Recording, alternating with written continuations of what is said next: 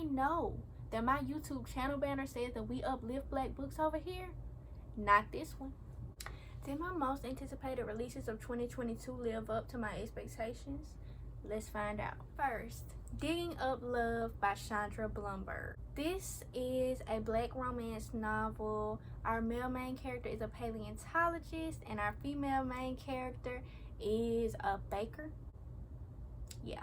And basically her grandparents find a dinosaur bone on their property, and then her and the paleontologist meet, and it's a romance, so it's supposed to be cute. Did this live up to my expectations? No, sadly it did not. I DNF'd it at 34%. It wasn't that it was bad, it was just that I was so bored. I did not really care about the characters. I didn't really care what was going on in the story, and it was just kind of I was indifferent. Next, Daughter of the Moon Goddess by Su Lin Tan. This is a young adult. It's an Asian inspired fantasy.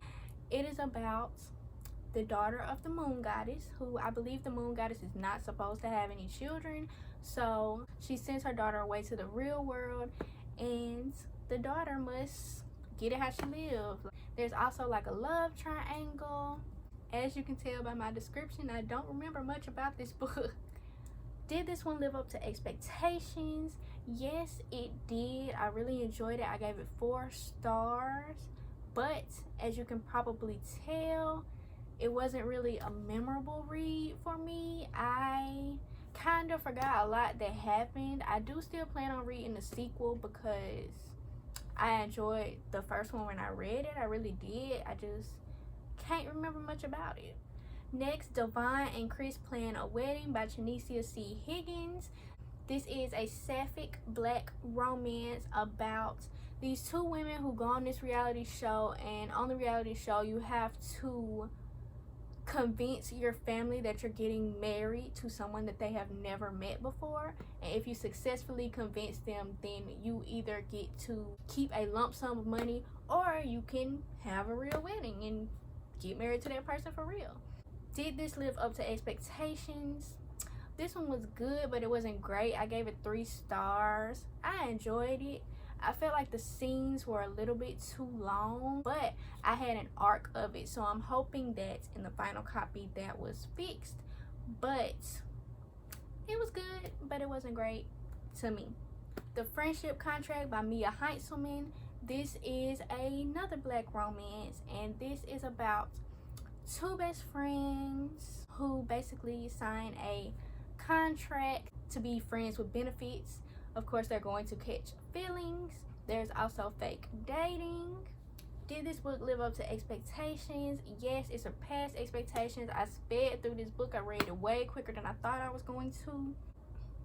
Great, I loved it. Next, I'm So Not Over You by Kosoko Jackson. This is another black romance. Surprise. It's fake dating as well, but it's also second chance romance, which is another one of my favorite tropes. I'm sure you can tell by the way that I'm describing this book and giving y'all no information at all that this book did not meet expectations. I DNF'd it at 11%. Man, the main character's inner monologue was so exhausting. Bro, I got 11% into that book. Only 2 scenes had happened because the main character was thinking so much. Don't nobody want to hear all that. And it wasn't even interesting thinking. It was annoying thinking, and that was a no. Next, Blood Scion by Deborah Fillet. This is a young adult fantasy. It's a military fantasy. It has gods. Our main character is a descendant of Shango. There's a morally gray main character. Like, there's a lot going on. Look at this gorgeous cover. Did this book live up to expectations? This is another one that was good but not great. I really enjoyed it, but the first half of this book dragged for me. Like, I feel like the first 50% of this book could have been condensed down to like 20%, but the second half was way more enjoyable. I really enjoyed the second half. I gave this one 3.5 stars because the second half really saved it for me. Next, The Romantic Agenda by Claire Kahn, an adult romance with a black asexual main character. It has fake dating. It has grumpy sunshine. Did this book live up to expectations? Yes, it surpassed expectations. I love this book. It's one of my new favorite books of all time. This book was so cute. I loved it. What a Match by Mimi Grace. This is the sequel to Make a Scene by Mimi Grace, which I read last year. And this is another black romance. Why is everything black romance? It's very, very autumn themed. And look at this cover. It is gorgeous. What's it about? It's about our female main character. Her brother's best friend winds up needing a place to stay, and he winds up staying with her, and they may or may not fall in love. Did this meet expectations? Yes, it did. I gave it 4 stars. I really enjoyed it. I loved all the fall vibes. I love this cover. I love black romance. Yes, I love it. Give me more Mimi Grace. The Lesbiana's Guide to Catholic School by Sonora Reyes. This is a young adult contemporary, and it is exactly what it sounds like. It's about a Latina girl. She is a lesbian, and she has to go to Catholic school and navigate that. There's also a romantic subplot. Did this book meet expectations? Yes, it did. I gave it 4 stars. I really enjoyed it, and I cannot wait to read more by this author. Next, Deep in Providence by Riz M. Nielsen. This is a young adult fantasy about there's this group of friends. There are 4 of them, and then one of them dies in a car accident. And so the other 3 friends get together and turn to magic to bring their 4th friend back. Did this book meet expectations? It sure did. It surpassed expectations. One of my new favorite books of all time. It had everything you could need. It was emotional. It was witchy. You loved the characters. It was a full cast of characters of color. It had queer representation. It had anxiety representation. It was creepy at times while also being emotional and magical. Like, it just gave me everything, and I loved this book to death. If you're enjoying this video so far, make sure that you like and subscribe and turn on the notification bell so you can be notified when I post new videos. Kings of Be More by R. Eric Thomas. This is a young adult contemporary. It's about these 2 black boys who are best friends, and one of the best friends is moving. Like within a few days. They're on summer break, and he's moving at the end of summer break. And so the other best friend says, well, we finna make the most of your last few days, and we're finna have like a Ferris Bueller's Day Off type of adventure day. Did this book meet expectations? I am so sad to say that it did not. I DNF'd this book at 50%. There was way too much unnecessary dialogue from the character who is planning the day off. When I realized that I was halfway into the book and they had only been to like one place, I was like, nah, I got to go. I got to go. Fake It Till You Bake It by Jamie Wesley. This is a black romance that's fake dating, and our male main character is a cupcake baking football player, and our female main character is a disgraced reality star. Did this book meet expectations? It sure did. It surpassed expectations. I gave it 5 out of 5 stars. It was just really cute. I loved it. Next, We Are the Origin by C.M. Lockhart. This is a new adult fantasy, and it's got an assassin main character. It's got a princess. It's got gods. It's got action. Did this book meet expectations? Yes, it did. I gave it 4 stars. We Lie Here by Rachel Housel Hall. This is a thriller. It is about this woman who is like returning to her hometown to visit her family, who she doesn't see much, when this lady approaches her and is basically like, I got some stuff you need to know. I got some stuff I need to tell you. So our main character is like not really taking her seriously, but then the lady dies. And so the main character starts taking her seriously. Did this meet expectations? It was good. It wasn't great. It's a little bit forgettable. I don't really remember a lot about it.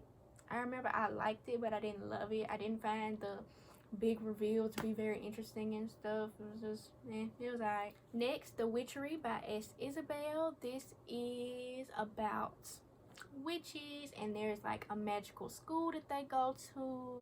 Partly set during Halloween. There is a curse on the town, and there are wolves. This was my most anticipated release of 2022. My #1 most anticipated release of 2022. So did it meet expectations? It was good, but not great. I wanted more, but I gave it 3 stars. I did enjoy it. I just wanted more. The Monsters We Defy by Leslie Penelope. This is an adult fantasy set during the Harlem Renaissance. This is about our main character who can talk to spirits, and then a spirit asks her a favor to do a heist and steal something for that spirit in exchange for the spirit doing something for her. And so she gets together like a crew of magical people and they perform a heist. Did this meet expectations? Yes, it did. I gave it 4 stars. I enjoyed it. Next is Babel by R.F. Kuang. I always describe this as dark academia meets a little bit of magic meets rebelling against colonialism. Did this book meet expectations? Yes, it did. I gave it 4 stars. But based on like emotion alone in the end, I kind of want to bump it up to 5 stars. I don't know. I do think there were some things that could have been improved. Like I wish that I had liked the characters individually more. I mainly just liked them because of what they stood for and what they were doing, but I wanted to like them individually more. This book. The next book is The Weight of Blood by Tiffany D. Jackson. This is a Carrie retelling, and it is about this girl who is biracial. She's half black, half white, but she passes as white at her school. And then one day it rains, and her hair went whoop. And everybody like, hold up, she black.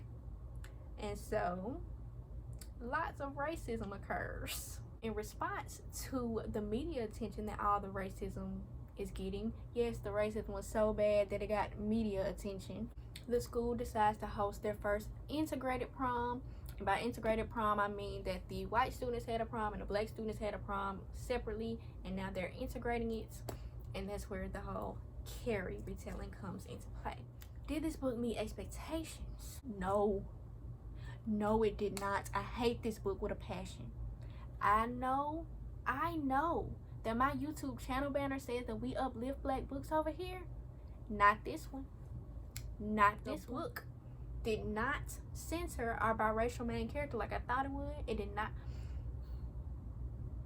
It censored the point of view of a racist who is like a racism apologist. She thinks she's one of the good ones, but she's really racist too.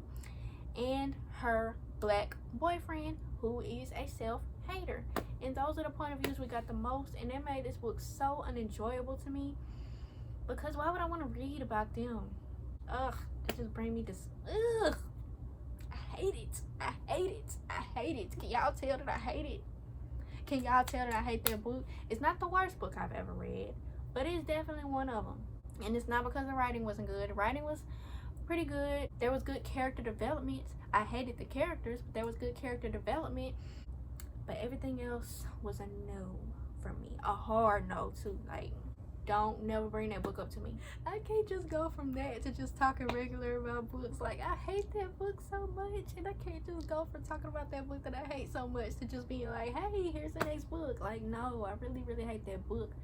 Next, in the House of Transcendence by Amanda Ross. This is an adult fantasy, and it is about black and queer witches. Our main character is a necromancer. There is a murder mystery subplot. Did this book meet expectations? Yes, it surpassed expectations. I really, really enjoyed this. Gave it 5 stars. Amanda Ross is a new favorite author. Even though I've only read this one book, I don't care. She's a new favorite. Jackal by Aaron E. Adams. It is about this woman who lived in this town where every year a black girl goes missing. And one year when she was a teenager, she almost got but she didn't. Somebody else got so she's still alive. And fast forward to years and years later, she left this town long ago, but she must come back because her best friend is getting married and having a wedding. So she comes back, and then at the wedding, her best friend's daughter disappears. And so we have to find out what's going on, why all these black girls are going missing. Did this book meet expectations? Yes, it did. It surpassed expectations. I gave it 5 out of 5 stars. Really, really enjoyed it. So what was your most anticipated book of the year, and did it meet your expectations? Let me know down in the comments below.